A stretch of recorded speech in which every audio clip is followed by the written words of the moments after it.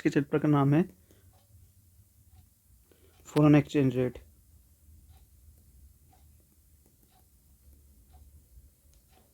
यानी विदेशी विनिमय दर, विदेशी विनिमय दर, ठीक है, यानी फॉरेन एक्सचेंज रेट। ओके, तो ये फॉरेन एक्सचेंज रेट क्या होता है? तो ये एक वह रेट है जिस पर दो देशों की करेंसी को एक्सचेंज किया जाता है। मान लीजिए रुपये और करेंसी, रुपये और डॉलर को एक दूसरे में एक्सचेंज किया जाता है, किस रेट पर? उसी को बोलते हैं फॉरेन एक्सचेंज रेट। अब देखो, एक 70 रुपये के बदले हमें $1 मिलता है, तो ये 70:1 यही है exchange rate, foreign exchange rate. ठीक है, एक्सचेंज का मतलब एक तरह से करेंसी, फॉरेन एक्सचेंज रेट। ठीक है, क्लियर हो गया ये। अब डेफिनेशन अगर आती है कि तो फॉरेन एक्सचेंज रेट क्या है, what is foreign exchange rate, FER। तो FER refers to that rate at which two currencies of two countries are exchanged. Hindi में विदेशी विनिमय दर वह दर है जिस पर दो देशों की करेंसीज को आपस में विनिमय किया जाता है। अब देखो, फॉरेन एक्सचेंज रेट ना दो टाइप का होता है, शॉर्ट में लिखे फॉरेन एक्सचेंज रेट, ये दो टाइप का होता है। एक होता है फिक्स एक्सचेंज रेट और दूसरा होता है फिक्स एक्सचेंज रेट, दूसरा होता है फ्लेक्सिबल एक्सचेंज। एक्सचेंज की जगह शॉर्ट में लिख रहा हूँ एक्सचेंज रेट। फिक्स्ड का मतलब स्थिर या स्थाई, स्थिर विनिमय दर। और ये होता है लोचशील या तेरती बोलते हैं इसे, लोचशील विनिमय दर। अब ये फिक्स एक्सचेंज रेट क्या होता है? जो फिक्स रहता है। मान लो अगर ये डिसाइड कर दिया गवर्नमेंट ने कि ₹1 के बदले हम $1 लेंगे, तो यह फिक्स रहेगा। और ये एक्सचेंज रेट एक्चुअल में पुराने टाइम में यूज़ होता था, जब डिमांड एंड सप्लाई का, यानी मांग और पूर्ति का इतना डिटर्मिनेंट फैक्टर नहीं होता था। ये इतने डिटर्मिनेंट या फैक्टर नहीं होते थे, मतलब होते तो थे लेकिन माने नहीं जाते थे। तो गवर्नमेंट खुद डिसाइड कर लेती थी जी हमारा फॉरेन एक्सचेंज ये रहेगा। लेकिन ये मार्केट के अनुकूल तो नहीं है। मार्केट तो खुद डिसाइड करती है कि किस चीज़ की डिमांड ज़्यादा है। आपने देखा होगा किसी चीज़ की मार्केट में डिमांड ज़्यादा है, उसके प्राइस अपने आप ऊपर चले जाते हैं। किसी की डिमांड कम है, उसके प्राइस खुद नीचे चले जाते हैं। किसी के मार्केट में सप्लाई कुछ ज़्यादा ही हो गई तो क्या होगा, उसका प्राइस डाउन चला जाएगा, क्योंकि सप्लाई ज़्यादा हो गई, ओवर सप्लाई हो गई। और सप्लाई कम हो गई, अचानक से शॉर्टेज हो गई, तो प्राइसेस सब चले जाएंगे। तो यानी डिमांड एंड सप्लाई सब कुछ डिसाइड करता है, बट उस टाइम पर गवर्नमेंट खुद डिसाइड करती थी, तो उसे बोलते थे फिक्स एक्सचेंज रेट। और फिक्स एक्सचेंज रेट एक्चुअल में गोल्ड, बाद में क्या हुआ, फिक्स एक्सचेंज रेट को गोल्ड से वो कर दिया, पैक कर दिया। मान लो क्योंकि एक्सचेंज रेट के लिए करेंसीज का नहीं तो गोल्ड का यूज़ होता था, तो उसके बाद गोल्ड को उससे पैक कर दिया गया डॉलर से, क्योंकि गोल्ड की हमेशा ज़रूरत पड़ती थी फिर एक्सचेंज रेट के लिए। तो इसे पैक कर दिया, किससे पैक कर दिया? डॉलर से। कि मान लो डिसाइड कर दिया कि $1 की वैल्यू 10 ग्राम गोल्ड के बराबर है। अब तुम डिसाइड कर लो कि तुम्हारी करेंसी की वैल्यू कितने ग्राम गोल्ड के बराबर है। अगर 10 ग्राम गोल्ड के बराबर है तो $1 के बराबर है। अगर आपकी करेंसी की वैल्यू 5 ग्राम गोल्ड के बराबर है तो आपकी करेंसी की वैल्यू मतलब 2 करेंसी आपकी होगी और $1 मिलेगा आपको। समझ गए? 1:2। तो ये होता था, लेकिन ये पहले टाइम की बात थी। तो उसके बाद डिसाइड हुआ, मतलब ये जो अब इसमें क्या था फिक्स एक्सचेंज रेट में, कि ये मार्केट के अनुकूल नहीं था। ये एक्सचेंज रेट क्या होता था ना, इसके कुछ फ़ायदे भी थे, कुछ नुकसान भी थे। फ़ायदे ये थे कि इसमें ज़्यादा फ्लेक्सिबिलिटी, मतलब वॉलेटिलिटी तो थी नहीं। कोई भी फॉरेन इन्वेस्टर अगर $1 के बदले $1 लेकर आया है, तो वो जब 10 साल बाद जाएगा तब भी $1 के बदले $1 मिलेगा, उसे कोई नुकसान नहीं हुआ। आज की डेट में तो मान लीजिए $1 लेकर आया है और यहाँ आकर उसे 70 रुपये मिले, पता लगा जब वो जा रहा है तो $1 के बदले 50 रुपये मिल रहे हैं, तो उसका तो लॉस हो गया $20 का।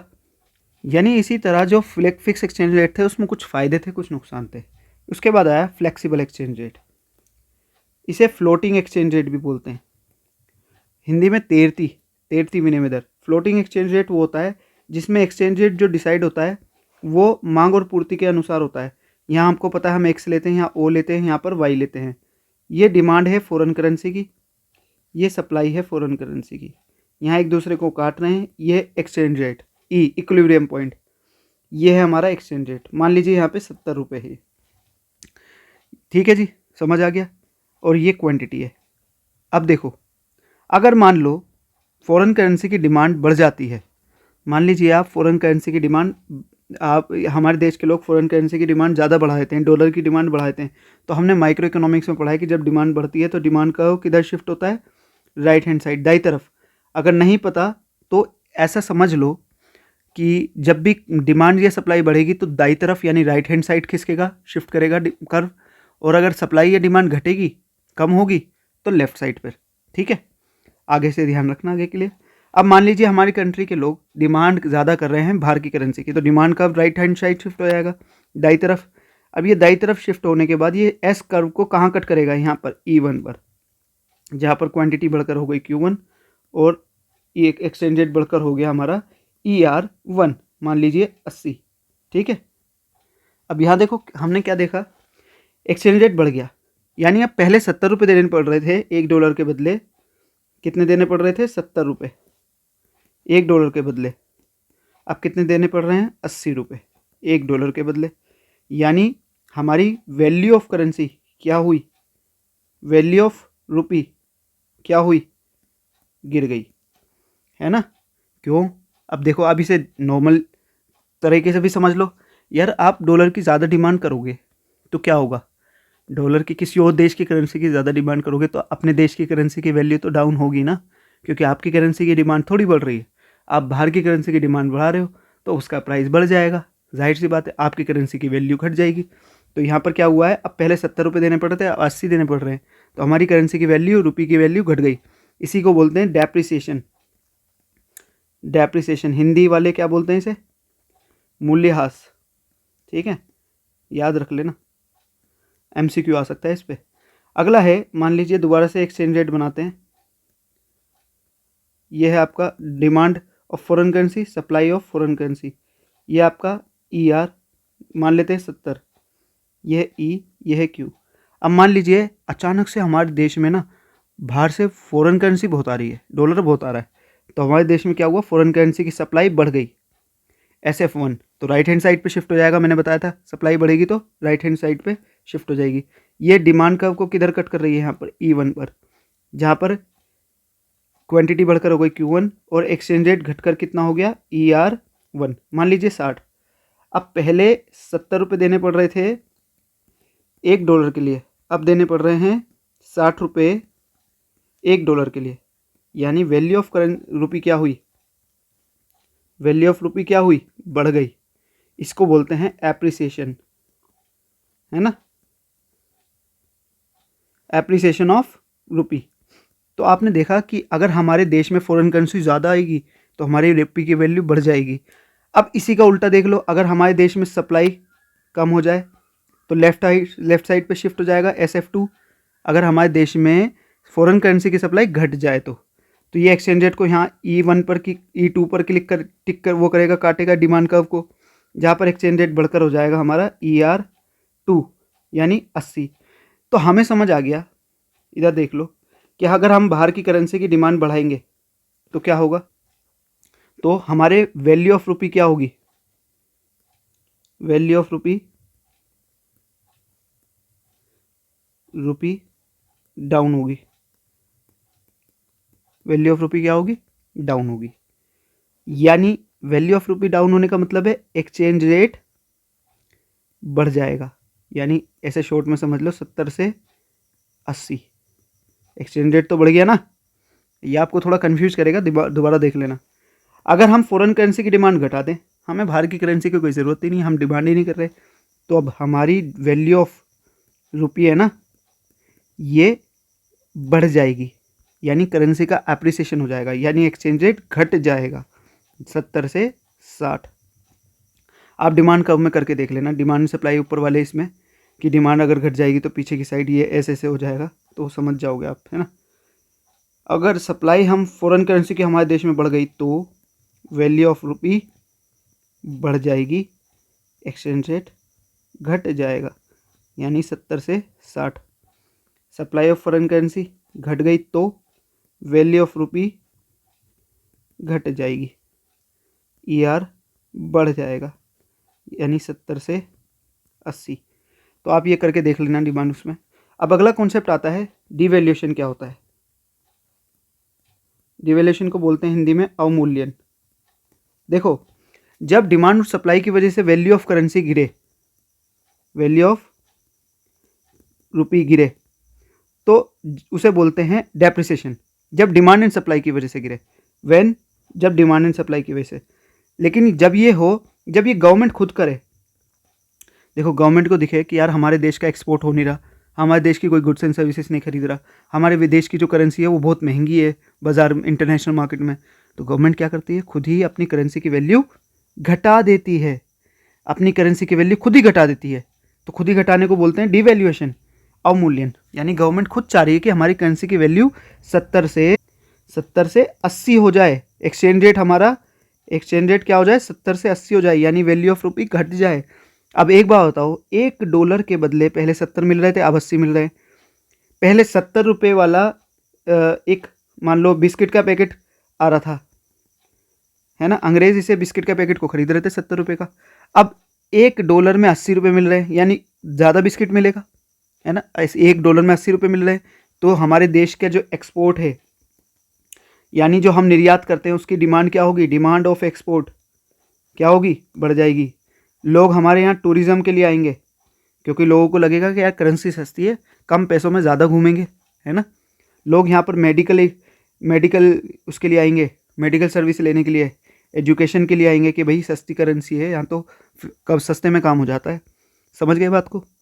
तो हमें डिवैल्यूएशन भी पता लग गया। इसका उल्टा है रिवैल्यूएशन। रिवैल्यूएशन का मतलब क्या है, जब गवर्नमेंट अपनी करेंसी की वैल्यू बढ़ा दे। ऐसा होता नहीं है, बट अगर हो करे तो वैल्यू ऑफ रुपी अगर गवर्नमेंट खुद बढ़ा दे तो उसे बोलते हैं रिवैल्यूएशन। जैसे 70 से बोल दे जी आप, हम 70 रुपये का $1 नहीं देंगे, 50 का देंगे, यानी एक $1 में पहले 70 मिल रहे थे, अब 50 मिल रहे हैं, कम हो गए, यानी हमारी वैल्यू ऑफ रुपी बढ़ गई। तो ये इसको बोलते हैं रिवैल्यूएशन, ठीक है।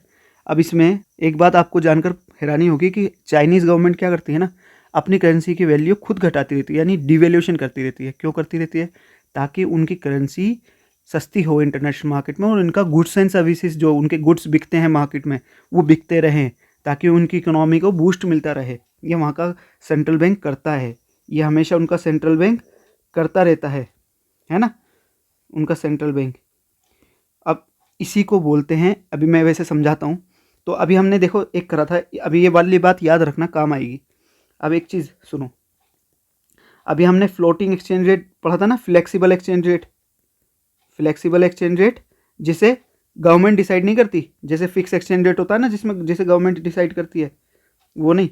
अब इधर देखो, अब ये है, यहाँ पे एक्सचेंज रेट डिसाइड हो गया, डिमांड और सप्लाई फॉरेन करेंसी कि जहाँ पे डिमांड सप्लाई एक दूसरे के बराबर हो रही है, वहाँ पर क्या हो गई, एक्सचेंज रेट डिटरमिन्ड हो गया। अब इसी को बोलते हैं फ्लेक्सिबल एक्सचेंज रेट।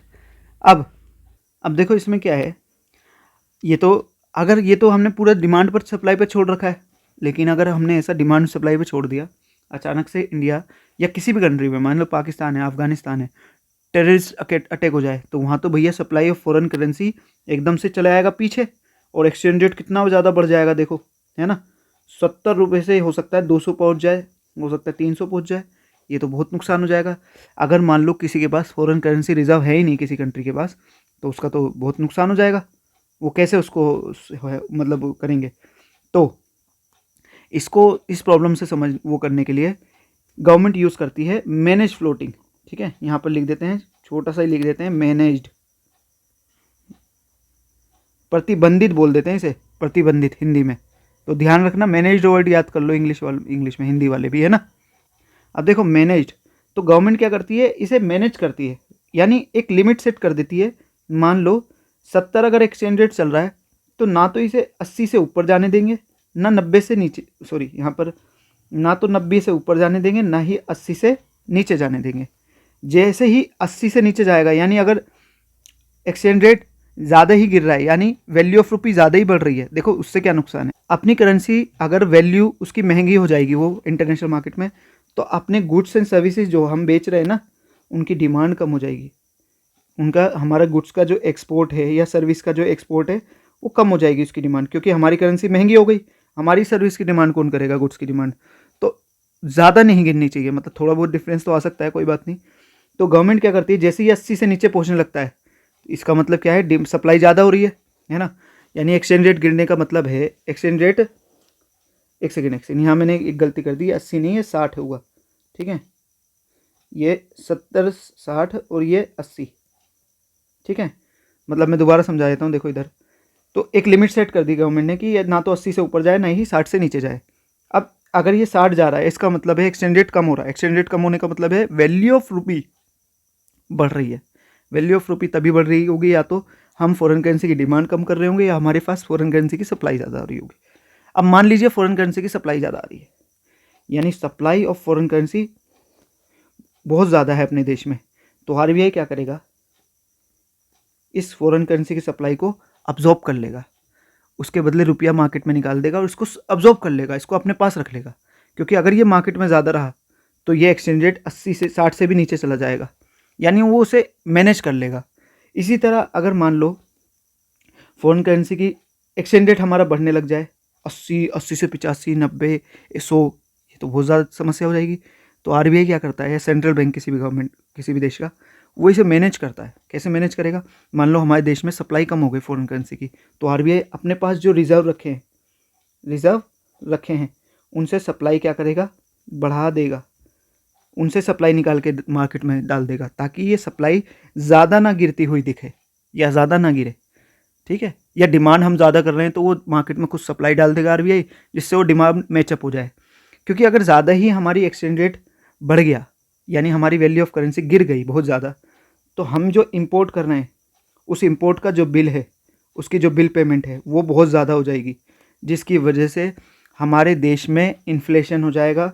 इन्फ्लेशन भी सिंपल नहीं, स्पाइरल इन्फ्लेशन। यानी क्या होता है कि अगर पेट्रोल महंगा हो गया तो पेट्रोल से सारी चीज़ें स्पाइरल महंगा हो जाएगा, है ना। तो एक तरह से बहुत ज़्यादा इन्फ्लेशन आ जाएगा। तो आपने एक नया कॉन्सेप्ट भी समझ लिया कि मैनेज फ्लोटिंग किसे कहते हैं, यानी मैनेज फ्लेक्सिबल एक्सचेंज रेट किसे कहते हैं। अब एक होता है डर्टी फ्लोटिंग। डर्टी फ्लोटिंग, देखो इसी को डर्टी फ्लोटिंग बोलते हैं। जब कोई सेंट्रल बैंक ज़्यादा ही फॉरेन करेंसी एक्सचेंज रेट जो होता है, एक्सचेंज रेट उसमें ज़्यादा ही ऊपर उतार चढ़ाव करे अपने बलबूते, अब खुद ही डिमांड सप्लाई को कंट्रोल करे या फिर करेंसी को, तो उसे डर्टी फ्लोटिंग भी बोलते हैं। इसी मैनेज फ्लोटिंग का एक वर्ड है डर्टी फ्लोटिंग, जैसे मैंने बताया पहले भी, है ना, कि वो कौन करता है क्या कौन नहीं करता। ये सारी बातें हो गई। इसके बाद है फॉरेन एक्सचेंज मार्केट। तो जैसे सब्जी बाज़ार की मार्केट होती है ना, सब हर चीज़ की, ऐसी फॉरेन एक्सचेंज की भी मार्केट होती है। तो फॉरेन एक्सचेंज मार्केट मतलब फॉरेन करेंसी की एक मार्केट होती है। ऐसे कोई मतलब कहीं मार्केट बाजार लग नहीं रहा है, ये एक तरह से समझ लो वर्चुअल मार्केट है, जहाँ पे आप फॉरेन करेंसी आप किसी बैंक में कहीं भी खरीद सकते हो बेच सकते हो। तो फॉरेन एक्सचेंज मार्केट वो मार्केट है जिसमें आप करेंसीज को खरीद सकते हो बेच सकते हो। अब फॉरेन एक्सचेंज जो मार्केट होती है ना, ये दो तरह की होती है, एक स्पॉट, अच्छा इसके जो फंक्शंस है, ये कुछ फंक्शंस भी करती है, यानी इसके कुछ फंक्शंस हैं, कार्य हैं, या आपका फॉरेन इंटरनेशनल ट्रांजैक्शन करवाती है। एक फंक्शन हो गया इंटरनेशनल ट्रांजैक्शन करवाती है, यहाँ मैं ऐसे शॉर्ट में लिख रहा हूँ। ये क्रेडिट भी देती है और फॉरवर्ड वो भी डील भी डन कराती है। तो देखो दो डील होती है, स्पॉट मार्केट और फॉरवर्ड मार्केट। स्पॉट मार्केट का मतलब जो एक्सचेंज रेट इस वक्त चल रहा है उसी पर डील होगी, उसी पर गुड्स एंड सर्विसेज की डिलीवरी होगी। फॉरवर्ड मार्केट का मतलब यह है कि जो अभी इस वक्त चल रहा है ना करेंसी एक्सचेंज रेट, उससे शायद आगे वाले में है कि उससे आगे में वो होगी डील। मुझे इसमें थोड़ा डाउट है, एक बार बता दूंगा मैं, है ना। तो इससे अगले वाले कॉन्सेप्ट पर चलते हैं। एक बार फॉरवर्ड का आप खुद देखकर मुझे कमेंट कर देना, ठीक है, कि फॉरवर्ड वाला कौन सा होता है, स्पॉट मार्केट कौन सा होता है, ठीक है। इसके बाद आता है हमारा demand and supply of foreign currency. Demand of foreign currency, FC लिख रहा हूँ शॉर्ट में, supply of foreign currency. Demand क्यों करते हैं हम फॉरेन करेंसी की, तो हम इंपोर्ट करने के लिए करते हैं, यानी कुछ इंपोर्ट्स करना हो गुड्स का, इंपोर्ट करना हो सर्विसेज का, यानी हमें बाहर के लोगों की सर्विस लेनी हो, डॉक्टर टीचर या लॉयर या किसी भी तरह की सर्विस लेनी हो, आर्टिफिशियल सर्विस जो कंप्यूटर के थ्रू भी ले सकते हैं। तो गुड्स जो खरीदने हो, इंपोर्ट करने हो, सर्विसेज करना हो, बाहर हमें घूमने जाना हो टूरिस्ट बन के, या हमें बाहर से एजुकेशन एक्सपेंडिचर करना हो बाहर, है ना। इसके अलावा हमें मेडिकल ट्रीटमेंट कराना हो बाहर जाके, इसके अलावा और भी चीज़ें हैं जिसकी वजह से हम फॉरेन करेंसी की डिमांड करते हैं। इसके अलावा सप्लाई कब करते हैं हम फॉरेन करेंसी की? सप्लाई कब करते हैं हम फॉरेन करेंसी की? मतलब हम नहीं, मतलब फॉरेन करेंसी की हमारे देश में सप्लाई कैसे होती है? तो जब हम गुड्स बेचते हैं, एक्सपोर्ट करते हैं, एक्सपोर्ट ऑफ गुड्स यानी निर्यात, हिंदी वालों के लिए निर्यात, वस्तुओं का निर्यात, या हम एक्सपोर्ट करते हैं ऑफ सर्विसेज, निर्यात करते हैं सर्विसेज का, या टूरिज़्म या एजुकेशन। टूरिज़्म के लिए लोग यहाँ पर आते हैं ना, तो सप्लाई होगी फॉरेन करेंसी की। डॉलर लेकर आएंगे, वो रुपये थोड़ी लेकर आएंगे, तो पहले लाएंगे डॉलर, फिर कन्वर्ट करेंगे या जो भी करेंसी लाएंगे। एजुकेशन करने आएंगे तो भी एजुकेशन लेने आएंगे। मेडिकल ट्रीटमेंट, क्योंकि इंडिया का जो मेडिकल ट्रीटमेंट है वो एक्सपेंसिव नहीं है, बाहर के कंपैरिजन में सस्ता है। और भी इसी तरह से सामान के लिए वो हमारा इंपोर्ट कर सप्लाई ऑफ फॉरेन करेंसी हमारे देश में बढ़ती है। इसी के साथ इस सेशन को यहीं ख़त्म करते हैं। इसको एक बार देख लेना ठीक से।